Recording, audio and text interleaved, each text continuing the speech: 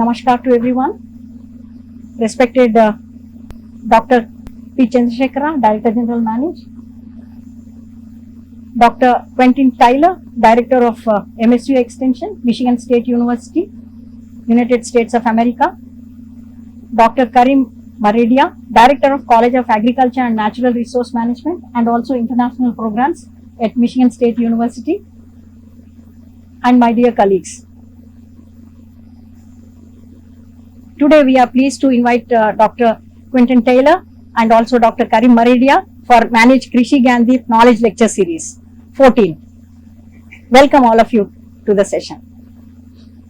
A brief word about Manage Krishi Gyandeep Knowledge Lecture Series. Manage started the Krishi Gyandeep Knowledge Lecture Series by inviting eminent people in the field of agriculture and allied sectors and also from the development sectors to share their life essence through live lectures. And these lectures are by outstanding personalities from varied fields of agriculture and allied sectors, and these lectures, live lectures, are recorded and developed as videos, and these videos are shared to many of the extension workers working right from grassroots level. They can see and learn the lessons that are given by the eminent people. And these videos are also shared through social media channels like YouTube, and even general public at large also can see. But Manage will be sharing these videos to all the professionals in the departments of agriculture and allied sectors, and also to professionals in the state agricultural universities, Krishi Vigyan Kendras, Samitis, Extension Education Institutes, and all the networks of Manage, all the stakeholders of agriculture in the country and also at abroad. So one such talk is scheduled today on 6th April 2022, and we are privileged to invite Dr. Quentin Tyler, Director, Michigan State University, to deliver the talk. I would like to just briefly tell you about today's program. First, we'll request our Director General to introduce the speaker. After that, the speaker will continue the session on innovations and learnings from MSU Extension. After that, there will be a brief question answer session, and then we would be summarizing the session. After that, our Director General will be thanking the speaker. So this is the program for today. Now it's my privilege to invite our Director General, Dr. P. Chandrasekhara, to kindly introduce today's eminent speaker. Good morning, all of you. On behalf of Manage family, I would like to welcome all the Manage faculty members and our partners who are participating in this Manage Krishi Gyandeep Knowledge Series lecture. It's my privilege to welcome Dr. Quentin Tyler, Director, MSU Extension from USA, who is going to share his experiences today in our Krishi Gyandeep Knowledge Lecture Series. Just a word about Krishi Gyandeep Knowledge Lecture Series. We always say that global thinking and local action, that we would like to see at the level of grassroots level extension worker who works with a farmer, but connecting the rich experiences which are happening around the world with an extension worker who is working at village level with the farmers is the Herculean task, and it is very difficult. So, but it is the responsibility of Manage. So we have come out with Krishi Gyandeep Knowledge Series lecture, in which best of the best extension professionals, not only within the country but outside the country, they will come and share their experiences with a direct audience, and those experiences and the interactions are later converted into film, and that film is communicated to all the extension workers in this country. So this is the extension methodology we have adopted for linking global thinking to local action. So today we are privileged to have Dr. Quentin Tyler, Director, MSU Extension, USA. I would like to give a brief introduction about the speaker for the benefit of our participants. When Dr. Quentin Tyler assumed leadership of Michigan State University Extension in May 2021, He called it as a homecoming. He began his career about 22 years earlier when he became an agriculture agent intern in his hometown, home state of Kentucky. We went on to serve Kentucky in both 4-H youth development and family and consumer services. After gaining some experience in farm financial management with a consulting group, he headed back to the University of Kentucky College of Agriculture, Food and Environment as the Assistant Dean and Director for Diversity and the State Coordinator for Youth Economics. He joined Michigan State University in 2018 as the Associate Dean and Director for the Office of Diversity, Equity and Inclusion in the College of Agriculture and Natural Resources. As Director of MSU Extension, he is focused on supporting and enhancing MSU Extension's traditional programs that have made the organization a national leader. I would like to call it as an international leader, as well as looking forward innovative and creative ways to reach out to new audiences. He's going to answer one of the biggest challenge we are facing the nation today, how to attract and retain the youth. As a youth, you dreamt of becoming an extension worker, but later he realized his dream as a director MSU Extension. I would like to welcome Dr. Quentin Tyler to share his experiences. Thank you.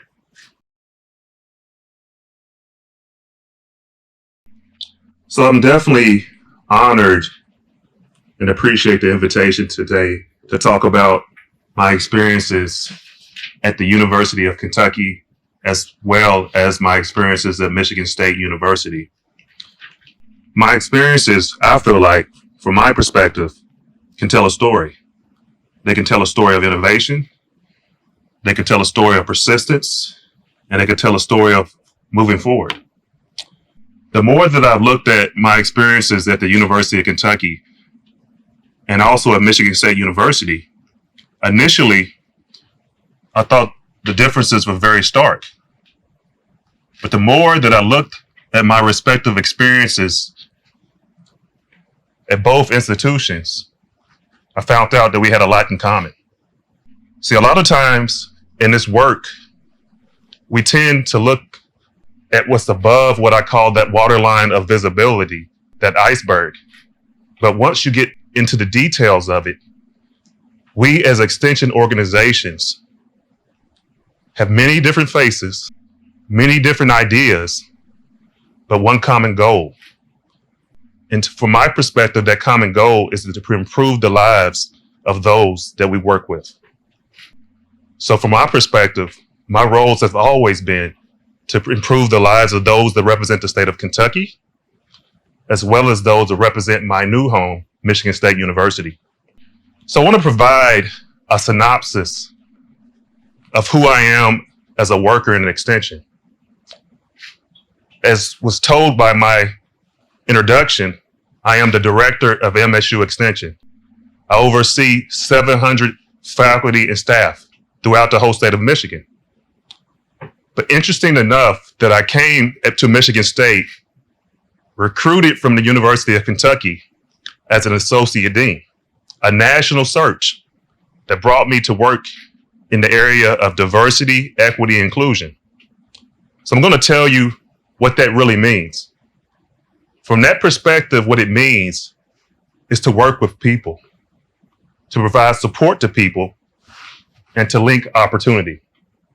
But once I was in that role, I had an opportunity to work with the director then, Jeff Dwyer. And working with Jeff Dwyer, he saw I had a passion for extension. He saw I had a unique perspective in regard to extension. And he also saw that I had a vision for extension. So I saw myself initially as a consultant to extension, a partner with extension. But now as director of extension, I oversee our financial operations, our human resources, our programming, and have also led us successfully through a pandemic. Now, my prior home, University of Kentucky, I had 15 years of experience working at the University of Kentucky, to the point where I became a trusted confidant one of the most experienced folks in Extension.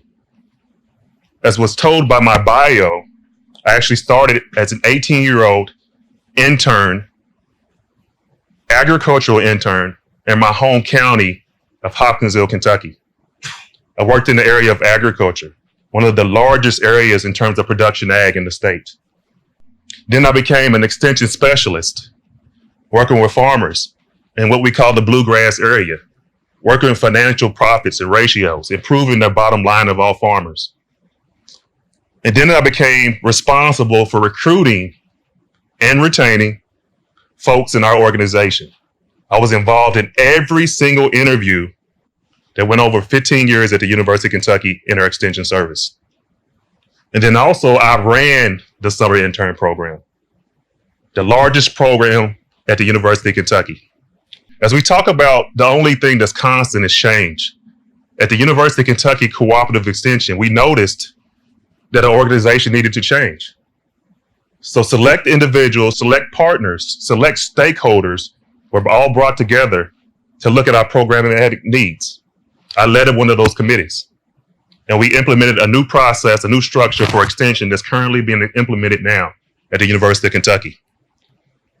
So as you can see, I have a variety of experiences from Michigan State University in leadership roles, multiple leadership roles at the University of Kentucky that form how I view innovation in agriculture and moving an organization forward.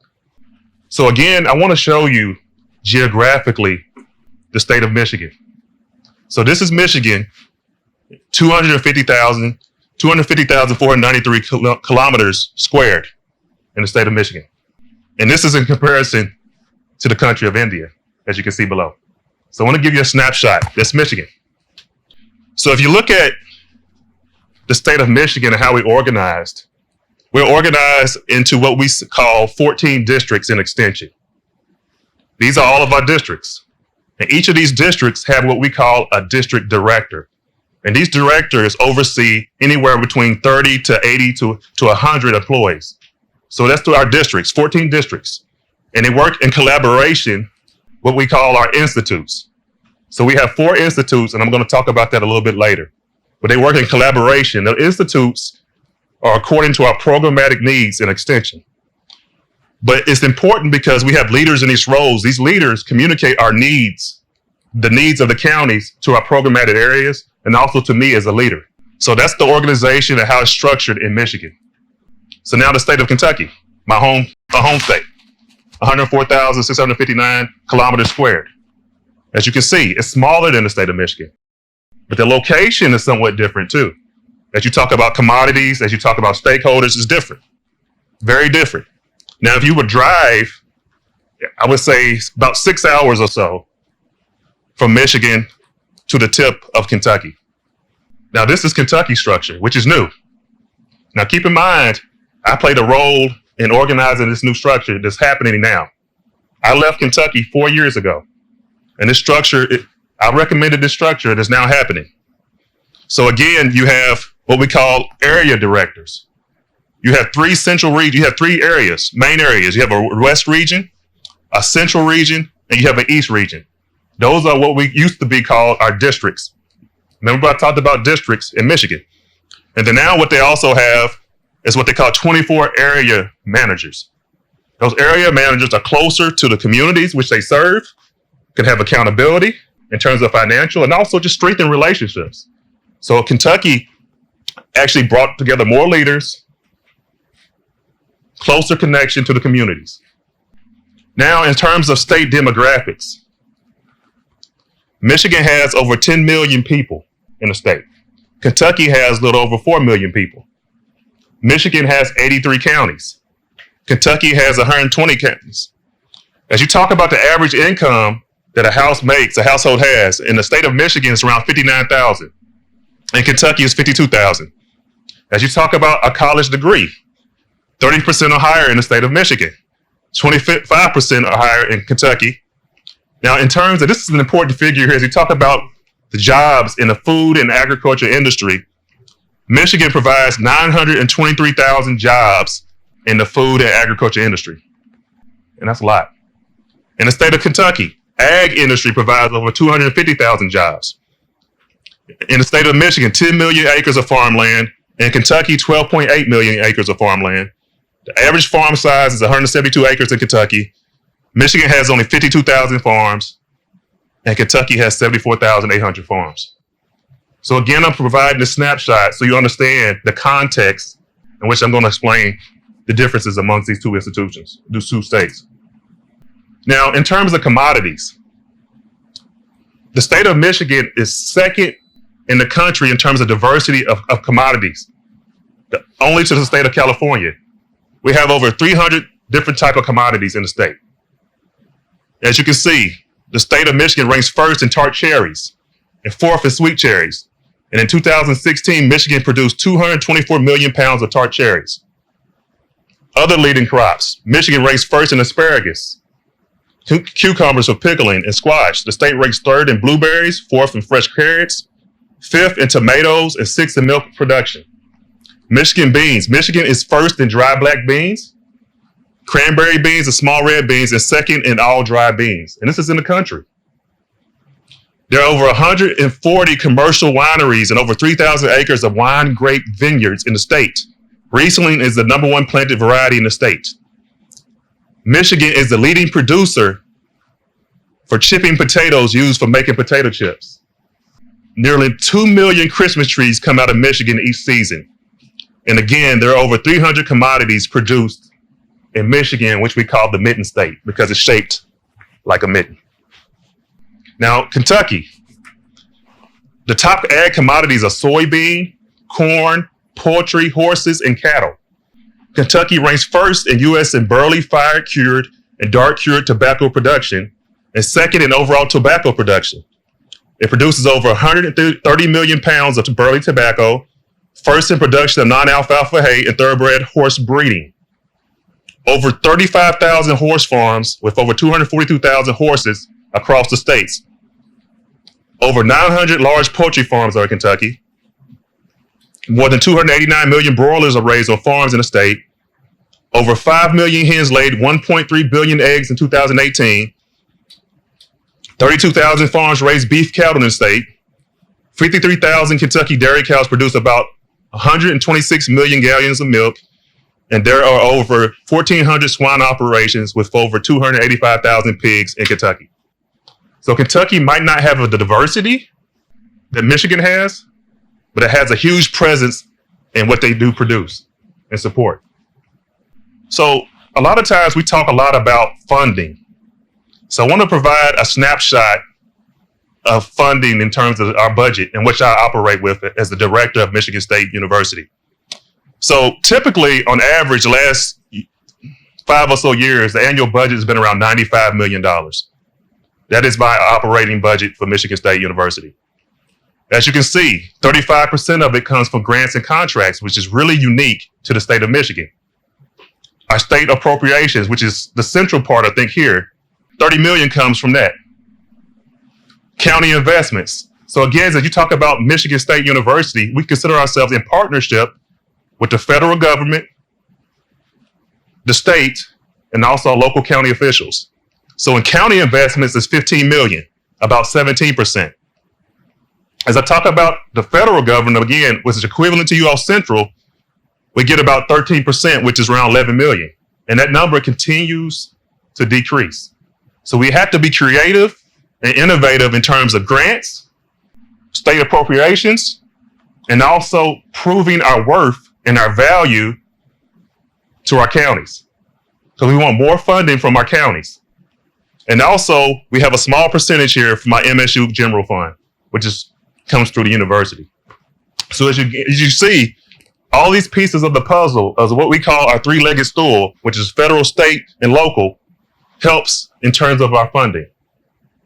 And as the director of MSU Extension, I have oversight of this $90 million. Now, from the University of Kentucky, an interesting thing that I found is that oversight for the funding actually goes to the dean at the University of Kentucky, not the director of extension. The director of extension there, who's the associate dean, leads the organization, but ultimately it falls on the shoulder of the person that's above that associate dean of extension. So in terms of the differences between the funding model, is that as associate dean, I have ownership. The University of Kentucky, the dean has ownership. My boss will have ownership. In terms of Michigan State University Extension, I have full autonomy in terms of our budget, as long as it carries through the mission of Extension. So as I talked about previously, MSU Extension has 4 different institutes. So we have what we call an Agriculture and Agribusiness Institute. We have what we call a Children's and Youth Institute. We have what we call a Health and Nutrition Institute. And we also have what we call a Community Food and Environment Institute. Now, the Agriculture and Agribusiness Institute works in improving the bottom line of our farmers. It works to improving the knowledge base of our agriculture professionals. It works to hear the needs of our stakeholders. It also works to make an overall better society. The Health and Nutrition Institute allows individuals to take back their own responsibility in terms of their health. We have an excellent project or excellent focus right now called Health Extension. So they work with understanding foodborne illnesses. They work with farm stress. They also work with substance abuse. So health and nutrition is that particular institute.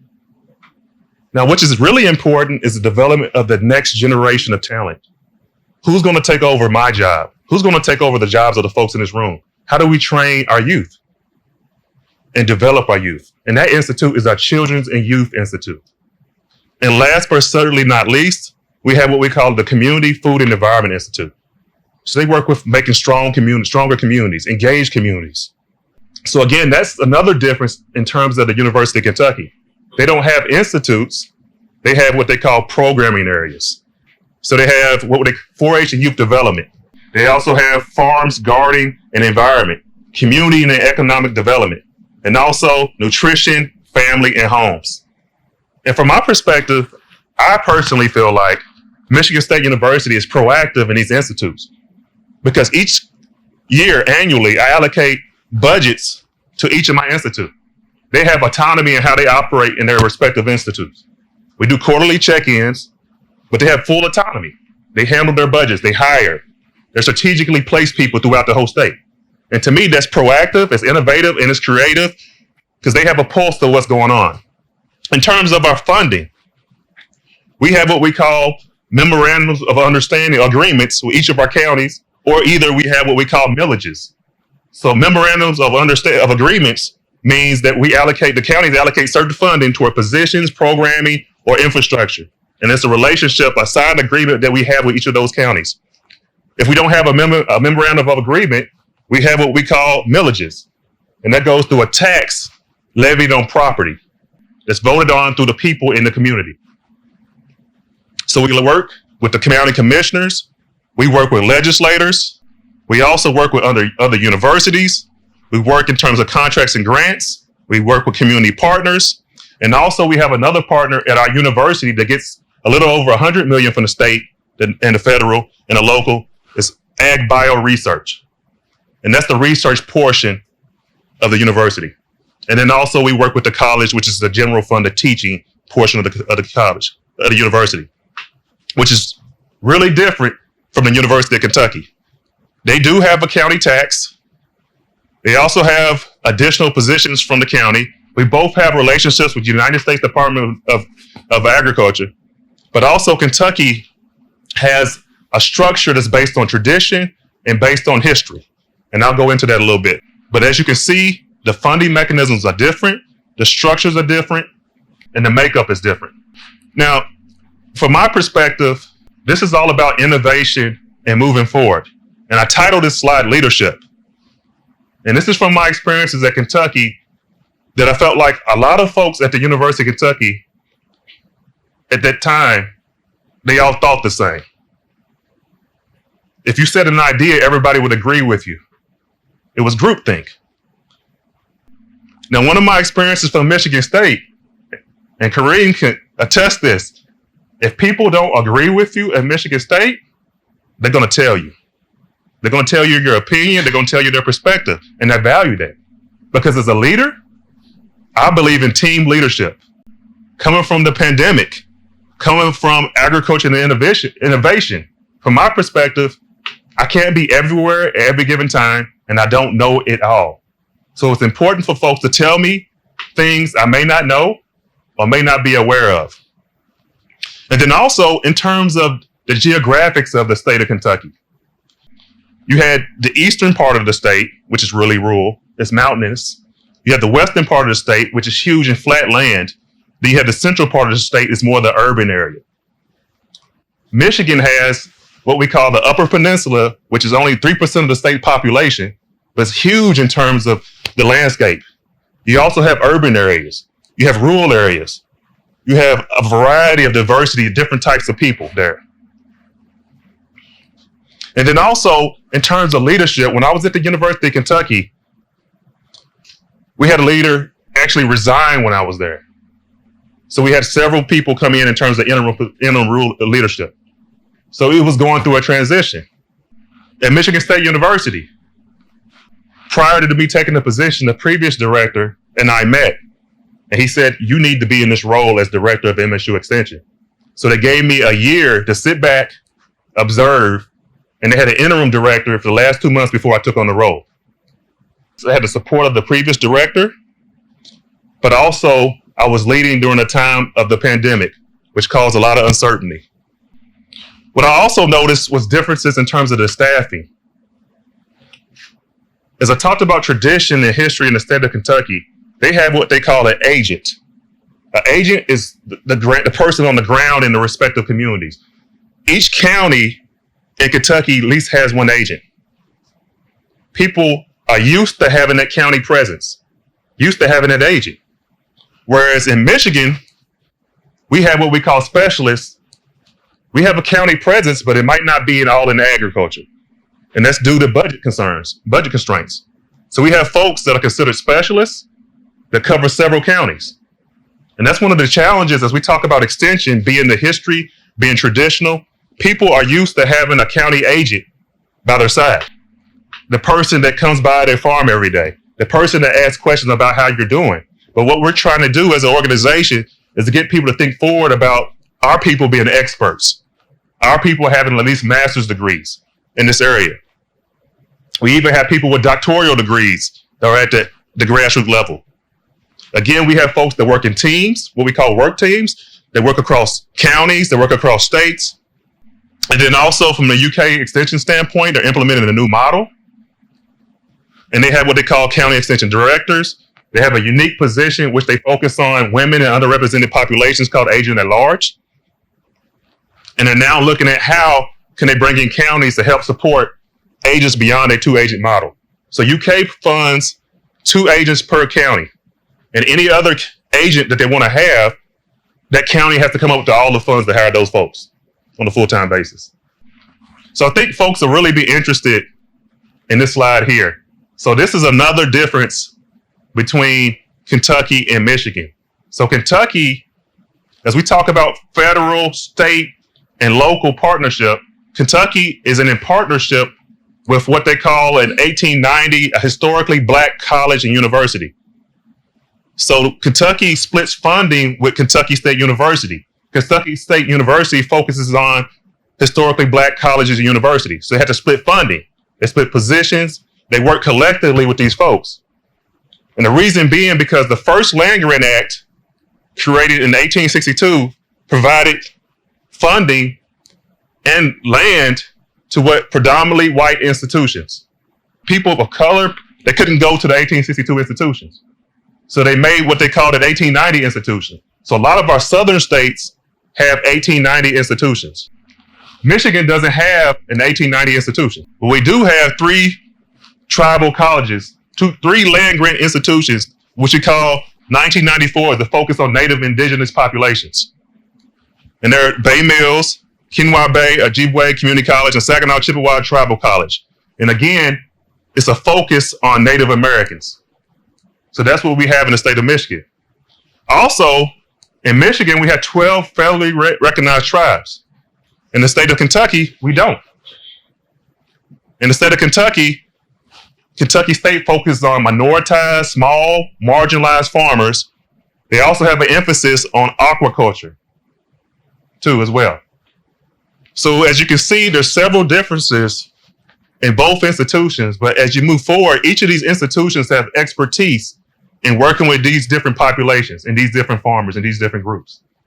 So in order to move forward and be successful, each of these institutions, Michigan State University has to work with these tribal colleges. University of Kentucky has to work with Kentucky State University in fulfilling Extension's mission. Stakeholder engagement. So as you can see, the University of Kentucky has fewer commodities. We talked about that. But those fewer commodities have a very loud voice. They're very strong. Whereas at Michigan State University, we have 300 different commodities, over 90 different commodity groups. So as leader of Extension, I have to listen to each and respond to each of those stakeholders, those groups. Whether it's asparagus, whether it's cherries, whether it's dairy, all those stakeholders, they have voices. Also, we work with those groups, and sometimes they provide funding for positions. So as we move forward, that's how we're creative, we're innovative. We're working together to fulfill the mission of serving our farmers. And also we have stakeholders who work with us in both Kentucky and Michigan under the umbrella of Farm Bureau, which Farm Bureau has representation throughout the whole state of Michigan and Kentucky nationally. Strong voice. So it's listening to each of these groups, responding to their needs, and think about how we can do more with less funding. So again, this is going to be a very interesting slide. So Michigan State University Extension, 2 years ago, we went remote. A huge challenge. We're upon a pandemic, COVID-19. A lot of folks didn't know how to respond. But the needs were still there. We were working remotely. We were conducting programming online. But a lot of our stakeholders, they still wanted us to be present. Where is Michigan State University Extension? But we were mandated by the university, by the state, in these 2 years to remain virtual. So keep in mind, I assumed this role at the height of this. It was a challenge. But I always say challenge is an opportunity. And I'll go into that. Also, Michigan State University, mandatory to have masks at all of our events, and all of our employees had to wear masks when we started doing in-person programming. And a lot of our stakeholder groups, they did not wear masks or may not believe in masks. So it created a lot of angst, a lot of problems for our employees, to the point where even a lot of our employees did not want to go to work. They were getting yelled at. They were getting criticized for wearing masks. They were getting criticized for being Michigan State University because of the mandates they had no control over. We went to virtual programming. We had a problem with keeping our employees. The university, Michigan State University, cut the salary of all our employees during the pandemic. They also we get benefits. They cut our benefits in half. So again, as new leaders, how do you solve this problem? Your stakeholders are upset. Your stakeholders are saying you haven't been there. Your stakeholders are saying you're making mask mandates. We also had a vaccine mandate. So it was challenging.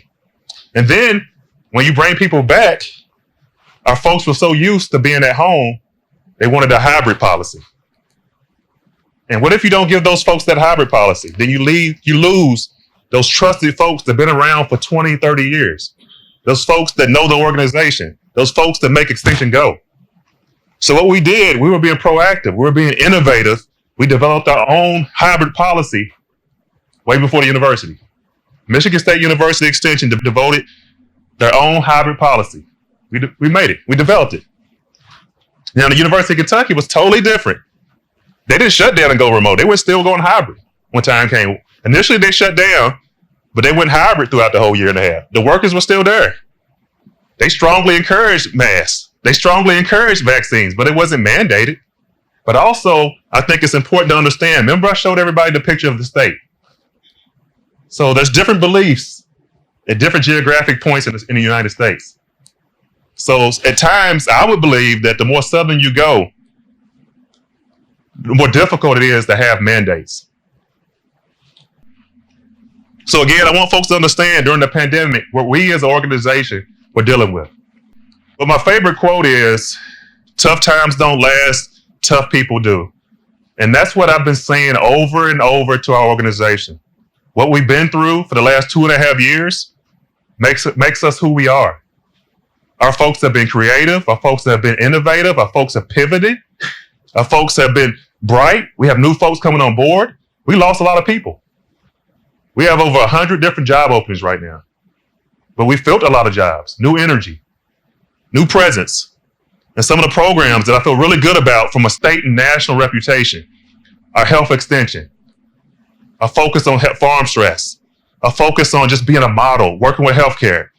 Our tribal extension, working with Native Indigenous communities. We're a part of the North Central region, which consists of extension area directors in the North Extension in the North Central region. We have what we call a product center, which works with entrepreneurs and creating new pathways, new ways of doing business. We have our work teams. We have what we call Michigan Sea Grant. And again, I work with tribal communities. We're doing a lot in this organization, but Kentucky is too. They have a grain research center of excellence, which recently had a devastating tornado hit and wiped it out, but it's one of the best in the country. They're located in the central southern region. Again, they had a tornado that wiped out the western part of the state, including my home area, but it brought together the community. They're also very prevalent in the equine industry, and also in terms of hemp, corn, soybeans, cattle, and tobacco. They're a leader in that area. So again, I talk about change being an opportunity. So Michigan State is in a part of change. As you can see here, we have a new president during the pandemic, President Stanley. We have a new provost who's the second in charge of our university, Provost Teresa Woodruff. I have a new boss, a new dean, Interim Kelly Millenbaugh, a new partner at AgBio Research, George Smith. And myself, being a year in, is a new leader of MSU Extension. So we're at this point where we're meeting with stakeholders. We have an open door policy. We're hearing people, meeting people where they're at. We're listening to the needs of our respective community. And we're thinking outside of the box. And last but certainly not least, we are proactive. We're being aggressive. And we're definitely hungry for it all. As I talk about AgBio Research, it's our partner, the research component of Michigan State University. So extension is the delivery component. AgBio Research is the discovery component. So we are in partnership. So they're at the campus level. They have over 300 scientists. They're across 7 different colleges across Michigan State University. They have numerous on-campus facilities and 13 outlying research centers. So AgBio Research, not only are they located on campus, but they have research facilities all across the state of Michigan. And they're nationally known. And this model is different than other institutions. Because again, they have ownership of their budget. And we are in partnership as part of the 3-legged stool with the College of Ag and Natural Resources. So if we don't have AgBio Research, we can't deliver the needs to our stakeholders and to our farmers and to our folks in the community. Now, we talk about, moving forward, right? And this is a process that we're really implementing now, and we're going to start doing it this summer. It's what we call translational science. So again, it's listening, it's collaborating, and it's translating that information. But from my perspective, I like to use what I call the 3 L's. Listen, learn, then lead. And that means listening to people, listen to our stakeholders, meeting them where they're at, learning about their needs, and then taking that information, giving it to our scientists. They give it to our extension folks in the ground root and lead. Listen, learn, and lead. LEAD. Listen, learn, and lead. And again, it involves identifying issues, which we plan to do this summer. Listening to the people of Michigan, getting out in the state, developing and taking that information to our work teams, and again, recycling it back out to our communities. So again, I'll leave it here. This is what I call the opportunities and challenges for extension. So we are the first responders for emergent community needs. We are the face of MSU in our respective communities. We are at the grassroots level. We have been diversifying our revenue streams to support growth. So we have developed and worked with, we have a new person coming on board in terms of fundraising. How can we raise funds outside of the box for our organization? How can we endow positions that we have gaps in? Looking at structuring, I'm in the process of placing together what we call a compensation classification committee. So what that's going to do is I'm looking at how much all of our employees are getting paid and how they're being compensated for the work that they're doing. And also creating levels to which they can advance in their existing role. So again, looking at agent versus educator and specialist, renaming some of our positions potentially. And then also enhancing linkages to all colleges and faculty to support research through community engagement. So not only am I being an advocate and a voice and a visible person for MSU Extension in our community, but also on our campus. A lot of folks don't even know what MSU Extension is on campus. One of the biggest phrases that people say is that Extension is the greatest kept secret. And I always say that I'm tired of being the greatest kept secret. As we talk about county funding level with the pandemic, people were asking, where was MSU? People were asking about the mask mandates. People were asking about vaccine mandates. But I'm here to say we've been here for over 100 years. We are the trusted source. We haven't changed, and we're willing to meet you where you're at. We are the thing that people know in their communities, and we will be there, and we will continue to be there. One of the things I say that, outreach and engagement work, community work is very difficult. I was looking this morning, I got up and still trying to get used to the time change. And I saw this quote. And to me, I felt like this is really relevant to who we are as extension professionals. And it says, you have not lived today until you have done something for someone who can never repay you. And to me, that's what it really means in our work and why we do what we do. So again, I want to thank you for your time. Thank you for your invitation. And most importantly, thank you for all you do for the people in India and across the world. Thank you, Dr. Taylor. That was a wonderful session. Now the session is open for questions and answers. Taylor, it was a wonderful presentation. Just we would like to know, what is health extension according to you? How do you deliver the services to farmers? So I appreciate the question. So the question was, what is health extension to me? And from my perspective, I think every component of extension to me is meeting people where they are at. There's a certain stigma around farm stress. It's eliminating that stigma. To me, it's creating a space and a place and a resource for people to go to. It's eliminating that gap. It's creating or providing people with healthcare providers. It's also in terms of healthy food. It's also about education. It's also about, combining and collecting resources. We have over 130 staff in that particular area, in that institute. Dr. Cheryl Eschba is an amazing leader. Another component of it I'm going to say is that we recently received a grant that focuses on vaccine education in that area. And that's in collaboration with the Michigan Department of Health and Human Services. So again, from my perspective, it's about educating people on healthy diets, healthy choices, and resources as well to improve their overall well-being and health. Okay, I just ask another question for the benefit of our extension workers. Actually, you explained a very interesting concept. Before you became director, 2 months in advance you were there, just to learn what is the role of a director, and later the charge was given to you. It's a very interesting concept.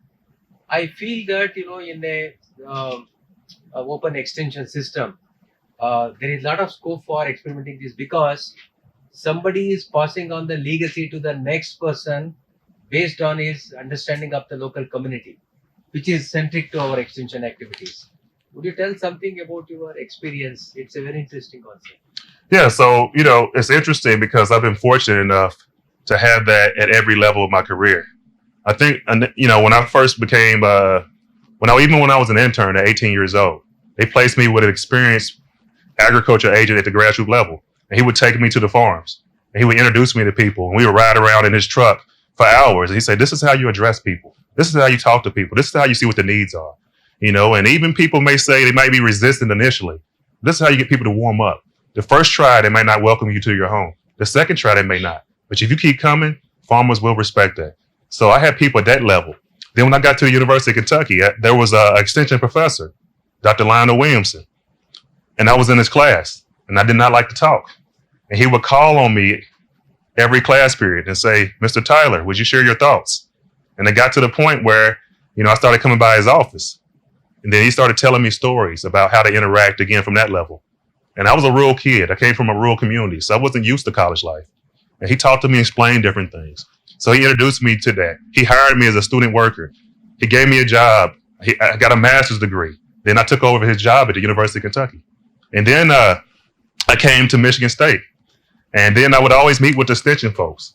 And I always believe in the philosophy, again, is meeting people where they're at, right? So there's no right or wrong. It's understanding people. So I got people that really trust me, and I trust them. And the director of extension, we would have candid conversations. Jeff Dwyer, we would always talk, and then one day out the blue, I was named interim for another job, another associate dean job. And he said, Quentin, I think you should be the director of extension. And at that time, I was like, I don't want that. I'm already doing 2 jobs, 2 associate dean jobs. And then I started thinking about it. Then I started thinking about my experiences in extension. I started thinking about my mentors. And I said, this is the part of me that I'm missing, because I was confined to the campus level, in my job. And I said, and I always missed home. I missed Kentucky, to be honest with you. I was 6 hours away. I was the only person there. I was going home. I was home alone during the pandemic. My family was back in Kentucky. But I came back to Michigan State in an extension job, and those extension folks embraced me. Those farmers embraced me. They wanted to know my story. So Jeff Dwyer gave me time to think about it. He gave me time to ask questions, and he embraced me. So again, at that level, I think we have to have succession plans. I think a lot of times we can't think about ourselves in our respective roles. We've got to think about other people. How can we continue to take the torch forward? And that's one of the things that I've always tried to do in my respective roles, because people have done it to me. Thank you. Yeah, very important statement. There is no good or bad. Only thing we need to understand the people. I think that is the basic foundation of extension. Exactly. And thank you very much. Bye. Dr. Taylor, while reading something on MSU Extension, we frequently go through these words: diversity, inclusion, equity. Can you throw some light on that? Actually, how are you applying and implementing these keywords? Yeah, so I appreciate that question. I'll define it. I'll define each of those terms according to what I believe in, because I think there's a lot of confusion about what those terms actually are. So diversity, from my perspective, is the differences among people, right? Equity is giving people what they need to be successful. Inclusion, just what does it mean to make you feel like a sense of belonging? So to me, that's how I would always live about, right? And I call diversity, equity, inclusion, to me, from my perspective, I call that people's work. And to me, it's understanding people, meeting people where they're at, and giving people what they need to be successful. That's the key to diversity, equity, inclusion work. Because again, just say, for example, if I came to India to work, I'm going to need additional onboarding because I don't know India. So I might need to study a little bit more. I might need more resources. So again, it's meeting me where I'm at. If a farmer, doesn't trust Michigan State University, it's going that extra step, that extra mile to meet that farmer where he's at. It's telling that farmer, I may have messed up before. I might be a new individual, but I'm here to help you. It's that extra wording, that extra support that you give people and what they need. And also, if somebody's in the back of the room and they're quiet, right? So to me, it may be meeting with that individual, that student after class, and saying, hey, I just want to let you know that you can speak if you want to, or ask that person a little bit about themselves. It's making people feel comfortable. And that's why I believe in a leader, right? So again, if we're having a meeting and a lot of people are around the table and this one person keeps talking, I'm going to say, I appreciate that. Let's hear from somebody else. Or create that space where people can say it. Or if people feel like they say something, they may say the wrong thing. I may say it's no wrong thing. It's okay. So again, to me, diversity, equity, inclusion is people's work. Meeting people where they're at. So I have one question. In your presentation, you had mentioned rural extension, tribal extension, and of course, urban extension are there. So what are these 3 types of extension with respect to the which type of extension is more robust in Michigan in terms of its coverage, delivery, and impact creation? I think Michigan State is really unique. I think it's unique because, again, you have people with focuses in each of their areas. Again, at tribal extension, those folks work with tribal areas, right? So again, we have 12 federally recognized tribes. So to me, it's being unique and creative and calling that position a tribal educator position, and then also urban extension. So we have the city of Detroit. We have other areas that are considered urban. So it's understanding the unique needs of those folks, urban communities, right? So it's how do you relate? And again, to me, it goes back to the whole diversity, equity, inclusion piece. It's about what do we need? What skill sets do we need? What people do we need? What content do we need to meet people where they're at so they can get what we have and fulfill the extension mission? So again, all those areas is meeting people where they're at. So and I'm talking a little bit fast. Let me slow down a little bit. I get excited a little bit when I talk fast. So again, if somebody's from a rural area, right? So again, it's understanding what they need. So it might be cows, plows, and sows. Somebody's from an urban area, right? So it might be just focused on leadership. So, or it might be focused on health, right? Or it might be focused on obesity, or just kind of like financial management.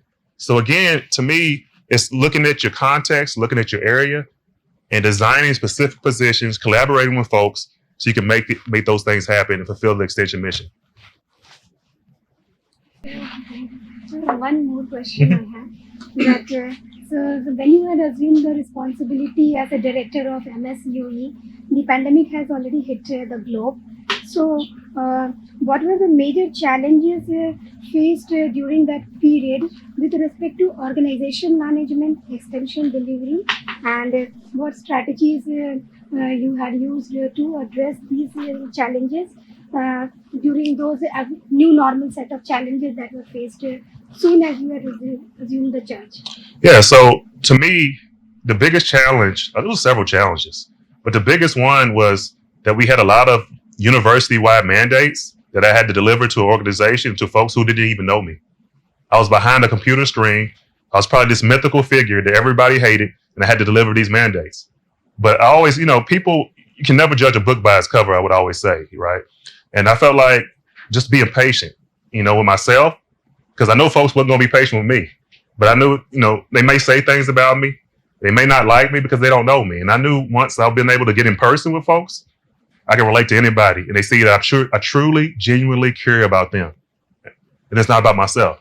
So again, I think the biggest challenge was continue to tell myself to be patient. I'm new in this role. It's a pandemic. It's uncertainty. And give myself some grace and give other people some grace too. Because I'm really hard on myself. And I want to do the best. But again, just being patient and saying time will come. We'll get through this. And also letting other leaders know. Our leaders were frustrated. They were hearing people at the grassroots level, and maintaining that too. Retention is huge. It was a difficult time for everybody. The allied sector extension, particularly in India, one approach has been proved very well. That is particularly in the dairy sector, where there was a aggregation of the small producers in the form of cooperatives, cooperative societies, and that cooperative society has been served with the input and timely advisory services. So this is one approach that has been proved very well here. Any similar approach for the allied sector that has been tried at MSU and proved very well, that is your experience in this regard? Yeah, so I would say, it's interesting that you talked about cooperatives. So at the University of Kentucky, I taught a class on cooperatives. I also organized what we call a cooperative council. So I would bring cooperatives together, and each of them would allocate money for student scholarships to go to college. So I did a lot of work with cooperatives. I think one of the things I've seen at Michigan State that's been very successful is the fact that our commodity groups act, from my perspective, as an informal cooperative. They come together, we discuss ideas, and then also we advocate for agriculture.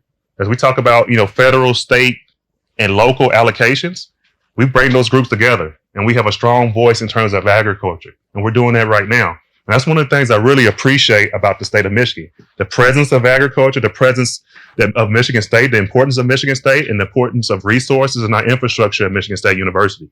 And also, just recently, in working with our commodity groups and also working with Farm Bureau. So to me, there's nowhere you're going to go to that you're not going to see a presence of these commodity groups. And to me, it's like a big family, and they come together and have a collective voice. So if we have one challenge in the ag industry, we're going to bond together and move forward and tackle that issue together. Thanks to Dr. Tyler. Actually, there are some comparisons, some new thoughts, some new surprises, and some revelations from your talk. You spoke very passionately about extension, MSU Extension. So the way you delivered the talk itself reveals and exhibits how much you are involved into extension and what kind of identity you have with extension. Since the student times onwards, you are developing as an extension professional. That we could see from the talk and from the expressions and the body language that you are showing. And generally, what is the work assigned, and what else can we do? What more we can do? And then we would like to be in the frame of things in that when anybody is occupying a position in an organization, but having very that vision, passion, and very unique perspectives, as your predecessor told you, that is a great strength that every extension functionary should have. And that you narrated about your life story in that. And also, it's a very great responsibility to be an extension professionals. And you narrated that MSU Extension, being the director, you have different responsibilities, not only just to look after the extension as it is, but the financials, the staffing, the human resource management, programming, and of all the things, the pandemic. At that time, you have come very difficult time and very challenging time, and variety of assignments and variety of experiences.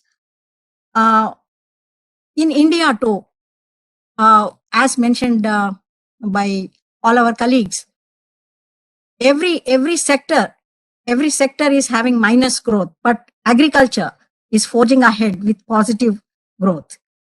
So that the credit goes to all extension functionaries who are there in the country, who are leading at the village level, district level, etc. So we could, while you are explaining about University of Kentucky, Michigan State University, another third comparison is going on in our minds.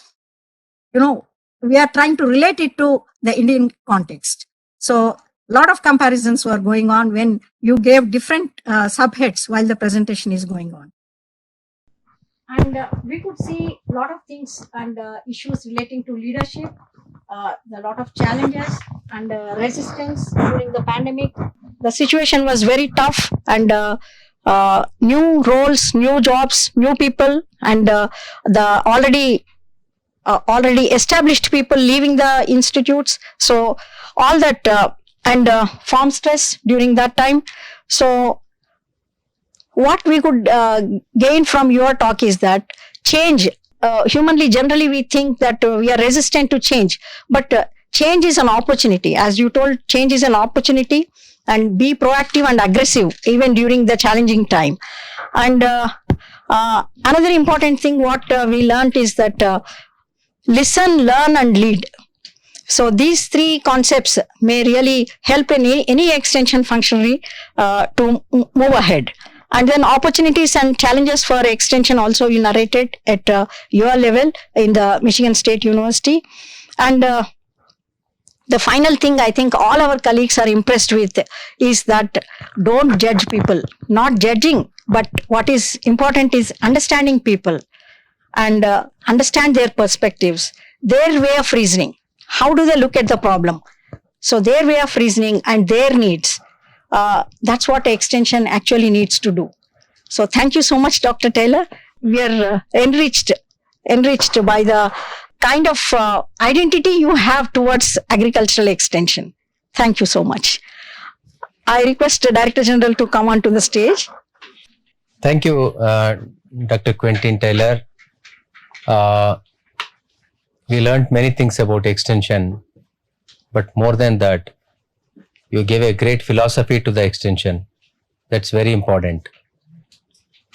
What we understand is before you are a good agronomist, good horticulturist, when working in extension, you got to be a good human being. That is what you clearly told. You made a statement, John Bion's one of the statement, that you serve such a people who cannot repay you back. Exactly the same thing what the father of nation, Mahatma Gandhi, also told. He told whenever you are in crisis, you remember the poorest man, you find the solutions. Maybe there is, you just try to connect the job chart of an extension work with a great philosophy of mankind. That means you be a friend, philosopher, and guide to the farmers. I think that important statement we study as the first page of the first class in our undergraduate studies in extension. We extension workers should be a friend, philosopher, and guide to the farmer. But talking and walking the same, you find a lot of gap in the field. But you are one person who talk and also walk the same philosophy. I could feel, your passion towards agricultural extension when we listen to you. It's a very interesting talk, and it really inspires us to, think more philosophically, which is foundation of agricultural extension. Thank you very much for your wonderful presentation. Thank you.